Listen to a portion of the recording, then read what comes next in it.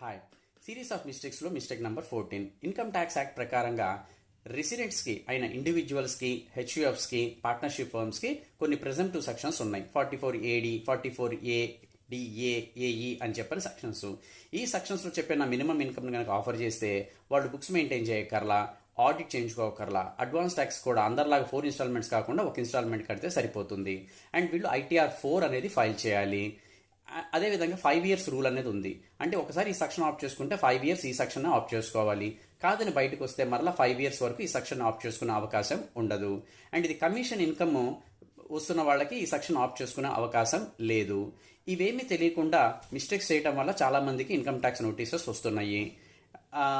ఇవి రాకుండా ఉండాలి అని చెప్పంటే ఈ సెక్షన్స్కి ఒక బెనిఫిట్ తెలియాలంటే మీరు ఖచ్చితంగా మీ చార్టర్డ్ అకౌంటెంట్ని కన్సల్ట్ అయ్యి ఈ సెక్షన్స్ యొక్క బెనిఫిట్ని పొంది మీరు ట్యాక్స్ బెనిఫిట్ని ఎంజాయ్ చేయండి. For more details check the description and subscribe to our channel. Thank you.